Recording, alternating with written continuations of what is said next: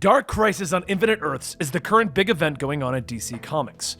Pariah has returned, and under the influence of the darkness, he has trapped the entire Justice League within their own respective worlds. Perfect worlds to turn them into raw power so that he can destroy the multiverse and restart the whole thing. This has left all of the sidekicks in the next generation of heroes to try and defend themselves against the Darkness's army, led by a resurrected Deathstroke. Welcome to Comicstorian. We give you recaps of comics to allow you to understand what is going on in the world of comics and help you make an informed decision when you go out to buy your next book. Today we'll be covering Dark Crisis: The Deadly Green, Dark Crisis number 6, which follows the main battle, and then Dark Crisis: Dark Army, which follows Damien trying to save the day. And if you enjoy our dramatic reads, check out our short story channel down below, where you can get creepypastas that we're reading dramatically to you. There is a hall that is known as the World. It is one of the most famous buildings ever constructed, populated by living gods and people of steel, capable of unimaginable feats. However, there is another hall. It is not known all around the world. It is not spoken at all. And yet, it is from here, beneath the Hall of Justice, that war against the magical forces has been waged. As the great darkness approaches the Earth, it's where Jade and Obsidian have been summoned. In the room, they find John Kent, Nightwing, Yara Flor, Dr. Fate, Raven, and two Swamp Things, Holland and Levi. And finally, John Constantine. But also joining them is their father, Alan Scott. Dr. Fate explains that the Great Darkness is coming to Earth because it has somehow become corrupted, stating that he and Constantine have a plan. But it does not come without any risks. Alan then says that in the past, lantern rings, particularly his, have shown a connection to a primordial darkness. Obsidian stares for a moment, telling them that he knows why they brought him here. They want him to connect with the darkness and bridge the gap through his father's ring. But for him to do that, his father would be filled with so much darkness that he could never come back from it. Neither would anyone in the ring. He can't do that. He won't do that. John then gets up telling everyone that they believe in him, that they think that Obsidian can do this. So going into the ring has already been decided. The two Swamp Things tethered to the green, a half-demon sorceress and a laughing magician, and the new Superman, who just like his father would never ask others to undertake a risk that he would not. Once everyone is mentally prepared, Obsidian takes a deep breath as he begins to connect the darkness through Alan's ring, and suddenly all 5 of them are sucked within it. They arrive in a green construct city, and only 3 of them stand: John, Raven, and Levi. Raven asks where are Holland and Constantine. They were just with them. And Levi tells her that Alec Holland is a memory in the green. He has no human will to manifest in this place. He resides within him. As for Constantine, he does not know. But they must move quickly. The darkness will soon overwhelm this place. John then says that he'll fly up to get a better look, but as he goes higher, he sees a pair of eyes looking back at him, and he comes crashing back down to the ground. Levi says that this world is all wrong, a product of a stalemate between 2 wills that cannot hold. Raven says that she cannot teleport them in a place where there is no here nor there. Frustrated, John gets back up, throwing the car that he landed on, asking, "Why can't I fly?" 3 of them travel by foot, but elsewhere, John Constantine continues to plummet deeper and deeper into the darkness. Of course, while everyone goes to save the day, I'm being tossed between dimensions into the dark cranny with no up and down. A voice then says, "It sounds like you're not afraid." John lights a cigarette. "I've had my share with darkness. It starts to look the same after a while." Soon, something begins to manifest before John, taking shape, and it's the Upside Down Man. "Things are looking rather bleak this time, aren't they?" John tells him that it always looks bleak. "Isn't that your whole thing?" The Upside Down Man stares him down. "Is it now? Well, we sought out the Great Darkness." And John asks him, "Then why has the Great Darkness returned? And why now?" No, you've got it all upside down. Has he really returned, or has he been waiting for the lights to go out and the show to begin? Back with the others, they continue to make their way through the city, but the more they walk towards the Pillar of Darkness, the more they realize they aren't getting any closer. On top of that, the darkness is beginning to seep into each and every one of them, causing them to start to question things. John and Levi are lashing out at Raven, stating that they shouldn't have even brought her. They could have figured out another way. But Raven responds that it's Constantine's idea to bring her. Levi tries to bind her, but Raven breaks free, and John yells, "This is like a home for you, isn't it? Fire and nothingness without an end. I have a feeling you don't even want us to leave this place." She scoffs, telling him that he is threatening a companion in anger over his own ignorance. How un-Superman-like. As their fighting grows, back with Constantine, the upside-down man begins to change forms. "Do you not see? It is only in your presence that I am free to be who I really am." The form turns red as Trigon steps out, stating that the truth lies in the extremes. "Doesn't it? Do you know if John Kent can live up to his father's legacy? Is Levi deserving the trust his world puts in him, even in this dark hour? And Raven, is it not only because of I that she strives so hard to be anything but herself?" Constantine laughs, taking a drag of his cigarette. Is this all supposed to be some kind of test? The fighting outside rages as the darkness spreads within the minds of the three of them as they get closer to their objective. But they begin to realize how much of a problem this is going to be. Raven can't get near the darkness. If she did, it would consume her. It would get a hold over her that would be absolute. They all begin to debate as to what they should do. Who should fight against the darkness? But it's Levi who puts his hand on John's shoulder, telling him that his father might not be here. But he is Superman. The darkness will consume them individually, but together they might have a chance. He is a child of Krypton, but he is also a child of Earth. They are human, and at their best, they raise each other up. But as our heroes are trying to push through this, back over with Constantine, he realizes that Trigon, the upside-down man, they're all just the darkness changing shapes. Can't you see, darkness? I'm not one to get all emotional about goodness of light and hope and other such figments. I've been around long enough to know what they really are. But you've been watching for a long time, and you should know by now that in the darkness, people will always find their way. The darkness begins to change shape once more, spreading its wings. There you go, blaming me again, when all I have done is come to you for a little chat. Do I not, even for a moment, deserve love and adoration bestowed upon me? All of the time that I've been in existence, have you looked at me with anything other than fascination? Can't you see? We all sit here in the black for all eternity, and my flicker will be the only light that you will see. I would never snuff you out, because you'll manage that all by yourself. Even the Great Pale, this dark crisis, is of your own making. While Constantine communes with the darkness, the armor-clad John Kent presses into the darkness, asking, is this how Levi sees everything? He can see all of the scales of time and space simultaneously. There are nations beneath his fingertips. Nations! Levi yells for him to focus. Even with their support, the mind cannot endure close proximity for long. John makes his way through the dark and begins to see something sticking out. He reaches in, grabbing a hold of it, pulling and pulling and pulling until finally it gives way. John holds whatever it is, and over with Constantine, he looks at it. That's Pariah's machine, isn't it? It's him. He's the fulcrum of all of this. The darkness says that he has given him all of the answers that he can. But remember the favor. Now go and do not darken my doors again. Soon the light begins to shine as Superman begins to walk out with the ring holding Pariah's machine, and along with them is Constantine. John tosses the machine, stating, thank God, we were gonna go looking for you. But Constantine tells him not to worry, just having a chin wag with the dark. They all did the hard work. Levi separates himself from John, and John looks at the machine, stating that he doesn't know what it is. But Dr. Fate says that this is Pariah's. This is the machine that started it all, the first crisis. John looks at everyone. It's all Pariah, isn't it? And Constantine says the darkness isn't the corruption in them. They're the corruption in it. Now we move to Dark Crisis 6. It was endless. No sensations, no sounds, no smells, nothing to touch. Everything that was ever known was erased because of his sins, and can you imagine what that was like? To be alone in the dark with just your thoughts for millions of years? Then there was a voice. It stopped him from going insane, so he shared his inner pain with it. The voice disappeared after that. It took a lifetime to hear it again. But that voice led them to today. And he won. The true multiverse was restored.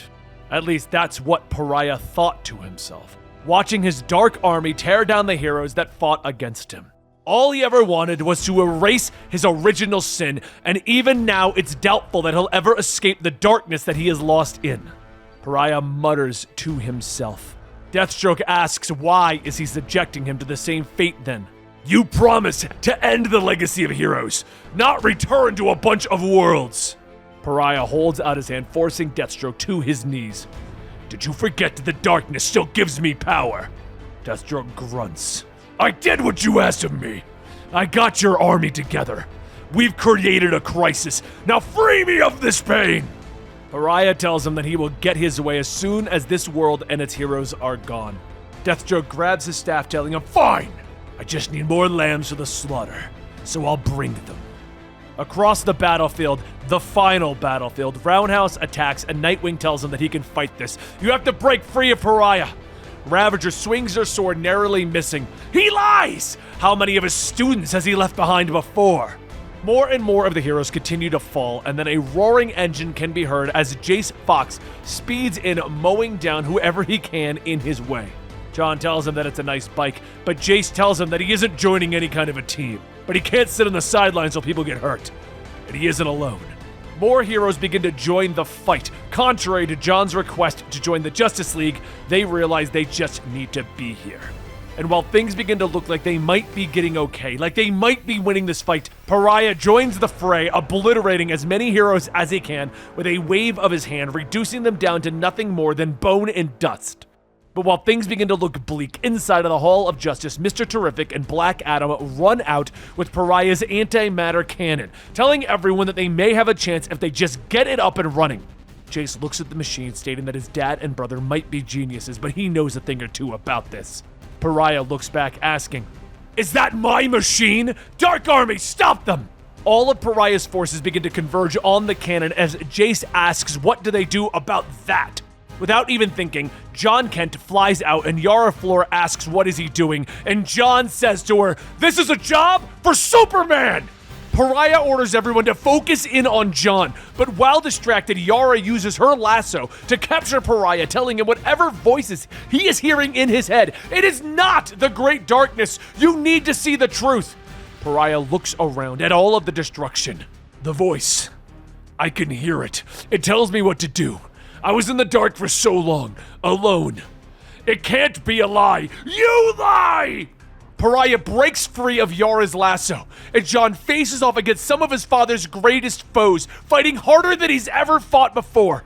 But as John is beaten into the ground, Pariah turns his attention solely on Yara, telling her, The universe understands.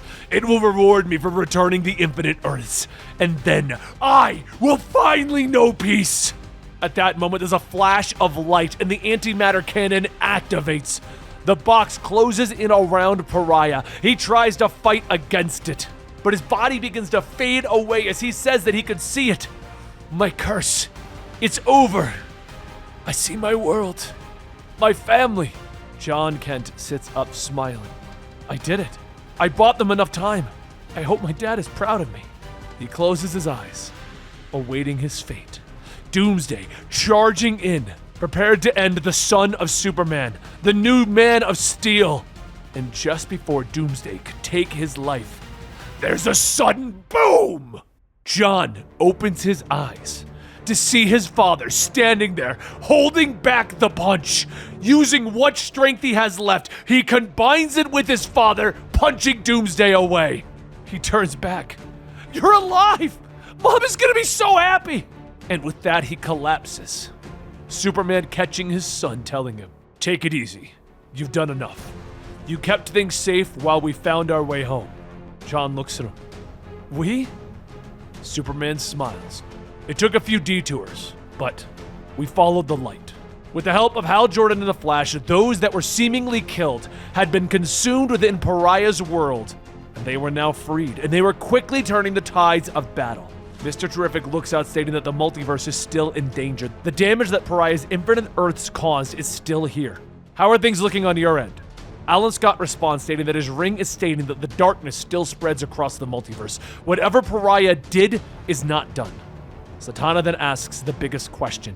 If Pariah has been stopped, why is his army still possessed? Flash says that power like that won't disappear. The corrupted darkness must have gone somewhere else. Beast Boy shuffles forward. I tried to stop him. And another voice follows, much deeper and much more sinister. I don't care about the multiverse or any of you. A contract is a contract. Deathstroke approaches, infused with darkness, holding up Nightwing's body. And I won't be done until you're all dead. But during all of that final battle, where was Damian Wayne? Where was Robin? That story is followed up in Dark Crisis: Dead Army. The world was starting to burn, and among the heroes with no superpowers, no mega weapons, or any sort of invulnerability, Damian Wayne stood there shoulder to shoulder with some of the greats. Even as the fight was looking to end in their failure, he was about to snatch victory from the hands of the army of the supervillains. Even with the Cosmos' heaviest hitters getting ready as soon as the small armies fell, the heroes had hope. However, hope was not the plan. With only the briefest of moments, Damien told John Kenta's plan, and John leaned into it, telling him, I can't abandon the fight, not now. Damien looks at him, but you're gonna be fighting Doomsday. That's your worst nightmare. Do you really think that you can defeat him? I have to try. My father would. I can't spare many soldiers, but take a small team. And if you don't, Damien stomps him. I will. Trust me. So without John, Damien is left to assemble a bare-bones team. He decides to take Sideways for transportation. He took Power Girl for his muscle, Dr. Light for the energy, and the brains as well, Damien. So as Sideways opens up a rift, they see a girl in red running through, about to be crushed by a truck. Damien rushes in to push her out of the way, but that also means pushing her through the rift that Sideways created. As everyone lands, the girl in red falls flat on her face. You can't fly or land gracefully. Got it. What's your name? The girl gets up telling him that her name is Red Canary. Got it, but canaries can fly. And she tells him that she's working on it. Power Girl looks around the abandoned subway asking where are they, and Sideways says that he just went where Robin told him. Sorry about the rough landing, it's been quite a day. Damien tells everyone that they're on a need-to-know basis, but yes, they are on a different world. Everyone steps out onto the main street where it's revealed that they have made it to Earth 53, a world where the Justice League were apes. Red Canary asks if that means that there are ape versions of themselves.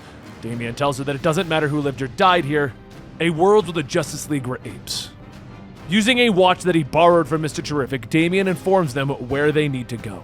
But as Damien is trying to figure out where to go, Red Canary realizes that the clouds appear to be alive. Power Girl realizes that they're not clouds, but they're actually shadow demons. Damien turns to Dr. Light asking if she would please take him up to the platform, and Power Girl grabs a hold of him, stating that they're going to want Dr. Light on point for the shadow demons. He could say please later. Damien scoffs as he folds his arms and ever politely says, thank you. Once Damien is dropped off, he begins to hack his way in while Power Girl and Dr. Light hold back the shadow demons as best as they can. While Dr. Light can easily handle anything created of shadows, Power Girl is struggling with the fights, telling Damien that whatever he is doing, he might want to hurry it up. So after a few moments, he yells that he's got it. If they follow this branch, okay, I know where we have to go to find the chains and take control of Pariah's dark army. Suddenly, all of the demons begin to withdraw. As Sideways yells that they did it, they scared him off. But Red Canary asks, did we? Because it looks like they just all merged together into one big cloud monster. As a giant merged shadow demon reaches out, Power Girl and Dr. Light are trying to hold it back, and Dr. Light has an idea. She tells Power Girl to turn her attacks towards her, and Power Girl asks if she's sure, and Dr. Light tells her that she can absorb all kinds of light, hence the name. Power Girl turns her heat vision towards Dr. Light, amplifying her light energy, resulting in destroying the shadow demons. Sideways opens up a rift into the tuning fork, stating that they have stopped the giant one, but all of the little ones are still coming. Let's go! Everyone jumps through the portal, and Power Girl looks around, stating that she can't read this place, her X-ray vision can't penetrate the walls, and they're soundproof even from her hearing. So the five quickly and cautiously proceed, with both Power Girl and Dr. Light beginning to find their surroundings familiar. Both Power Girl and Dr. Light were here during the first crisis. Damien finds a terminal with power, which he accesses, and an AI program begins to boot up. Power Girl says that she remembers that face. It's the Harbinger. And just as power begins to come back on, Harbinger shouts that now she is operational. Shut her down immediately. All of her systems were devoted to keeping the Dark Army locked out of the House of Heroes. They can't be allowed to breach the Orrery of Worlds. Damien tells her that she has been turned off for a while now. The Dark Army isn't even here. They can use her to, but that's when there's an explosion with Sideways yelling that it looks like the Dark Army got some new recruits. Harbinger begins to call out that the station's protectors have been compromised. The Great Darkness has subjugated the Justice League Incarnate. President Superman from Earth 23 and the rest of the Justice League Incarnate burst through, and they immediately set their sights on the Orrery with Harbinger yelling that they need to stop them.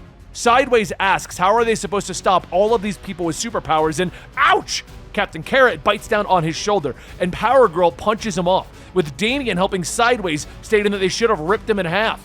It seems like the Justice League Incarnate are not operating at full strength, just like the rest of the Dark Army.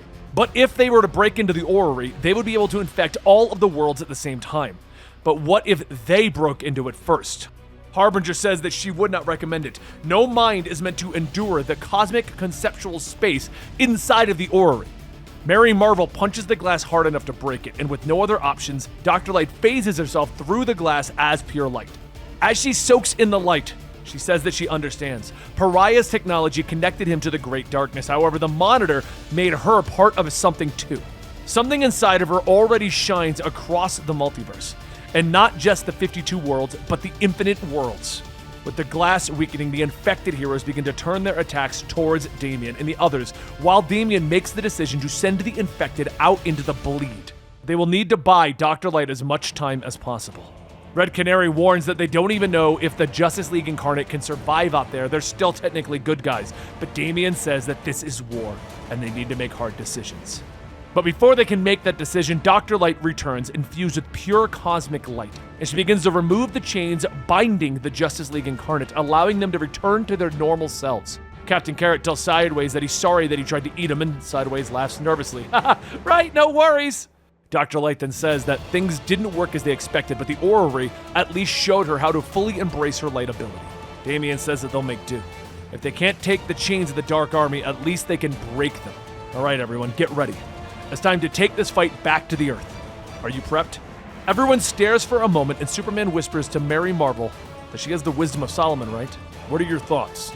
She asks, do they really want to follow a kid into battle, given what they know about every Robin trained by every Batman throughout the multiverse? Yeah, they should do it. With that, Sideways opens the rift back to their homeworld, and they enter with more heroes than expected. Okay, so I want to do a little bit of a recap as to what's going on with Dark Crisis, because even I'm getting a little confused, because these issues are coming out so far apart. It's very abnormal for a giant event for issues to come out this far apart, and since it's kind of all over the place, even I'm losing track. So basically, what has happened is Pariah has arrived with the darkness. He seemingly killed the Justice League, but he actually trapped them within worlds that were supposed to be perfection to use this to power up his plan of destroying the entire multiverse. To prevent the heroes of Earth from getting back and fighting against him, the darkness has consumed Deathstroke, rose him from the dead, and he is leading the Dark Army. The heroes then battled against Deathstroke while the Justice League were breaking out of their worlds. What we discovered in the Deadly Green, though, is that the darkness is not actually involved, it would seem. It's just Pariah. He's possibly just gone crazy and thinks that he hears the darkness even though he's not. Then in the main Dark Crisis 6 book, we had the big battle happen, where the Justice League finally returned from their location to try and prevent everything, but we discovered that even without Pariah, the Dark Army isn't gone, and since the Dark Army isn't gone, Deathstroke is now super empowered and is now going to be fighting everyone. In the last book, The Dark Crisis Dark Army, Damien took a team to try and gain control of the Dark Army by going to the headquarters of the Justice League Incarnate. That's a book that I haven't covered yet, but I actually want to, because it also tells the story of what happened to Flashpoint Batman, but I'm getting off topic. We'll get back to the Justice League Incarnate. Basically, he went to the multiversal head of the Justice League. There's a location with the Justice League Incarnate where they protect the multiverse.